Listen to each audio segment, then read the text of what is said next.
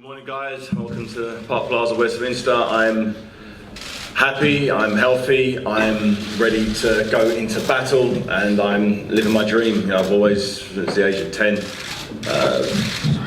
been boxing. This is what I do. I love to do it. I love every day training, learning, improving, as I've been doing under Ismail Salas. And my exam is on Saturday, and I've studied as hard as possible. You know, I've not cut any corners. You know, I've pushed it. I've pushed it inside the ring, outside the ring. I've learned from my mistakes, once again inside and outside of the ring. The first fight was an intriguing fight. It was entertaining for everybody who watched, whether you was a Haye fan or Bellew fan. You got your money's worth there. The emotional roller coaster was there for everybody to enjoy. And this time round, it may not be as controversial. It will be a little more clinical. I'm looking at taking Tony Bellew, which is something I've never done in any of my previous fights. Probably bar the Jean-Marc Mormec fight. The plan was to push on from round 7 onwards. And this time round, it's the same thing. I've kept my game plan under wraps, but it's to do as much damage in the first 6 rounds as possible and keep pushing it, and then step it up from round 7 to round 12. If he's as tough and durable and has the heart he and his team believe they have, then we've got ourselves a cracking fight. But I'm not sure. Being in there with him first time round, you know, the shots that that were missing will be landing, and they'll be landing a lot harder than they land for the first time round. I didn't catch him, in my opinion, with anything, with any real timing, with any real clear crispness. It was all thuds, it was all big swings and clubbing shots, and that's not really my style. This time round, it's going to be very sharp, very explosive, very slick, and I will give you the performance a lot of people expected first time round.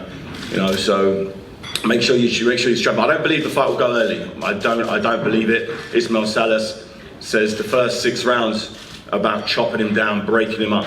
And from round 7, let's see what's left in front of me, because that's when I'm ready to really put my foot on the gas and really start pushing through those the second half of the fight. But I'm ready for 12 hard rounds, and I believe Dave Caldwell is a very good coach. You know, I've worked with Dave Caldwell in the past. He'll have a great strategy like he had for the first fight. You know, he was spot on for the first fight, and we'll see. We'll see. David, mentally you seem in a very different place this time around, and physically, what everyone wants to know, are you 100%? Can the body hold up through 12 hard rounds against Tony Bellew? Yeah, you know, it's not for me to convince everybody here that it's the case. You know, a lot of people may not believe me, but, you know, tune in for the fight, because if for whatever reason my arm falls off or my leg falls off, they're going to be in for another thrilling fight like the first time round. So whatever happens, you're going to be in for a treat, no matter what. You know, the body holds up, great. The body doesn't hold up, great for you guys' entertainment. But you've taken the attitude this time around not to get involved with him, to keep cool, to keep calm, to get the blinkers on. So you feel that was the right way to deal with it? This time round, the focus wasn't on Tony Bellew. First time round, in my mind, I didn't see Tony Bellew as any type of threat whatsoever. So I kind of used the interviews he did, used his personality to kind of whip me up, to use that as fuel, as motivation for training, as there was nothing that I could see in his previous boxing resume to suggest I needed to really raise my game. Made a big mistake there. This time round, I haven't done that. You know, I focused, like I should have done probably the first time round, on being the best version of myself and not worrying about what Tony Bellew is going to do. I've trained as if Tony Bellew was going to be a lot faster, a lot stronger. He's going to come at me a lot harder, or he's going to move away a lot faster. Whichever one he does, I believe, from the bottom of my heart, I will have an answer for it, and he will not be able to deal with what's coming for him on Saturday night. Before I go to Tony, one final one. Is this the most important night of your career? You've had huge ones, obviously, the Mormec night, the Klitschko night.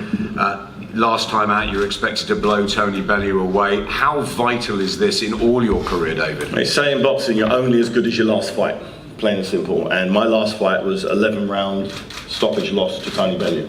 For me, that doesn't sit right with me. It sits really right with a big smiling belly on the end there. He loves the sound of that. For me, that's probably the worst finish to any career I could have, and it would really put a real big smudge over my resume, and I'd be very, very disappointed, very, very disappointed, and it would feel like I'd, you know, undone all of the great nights I've had over the years, the world title fights at cruiserweight and heavyweight. It would undo all of that.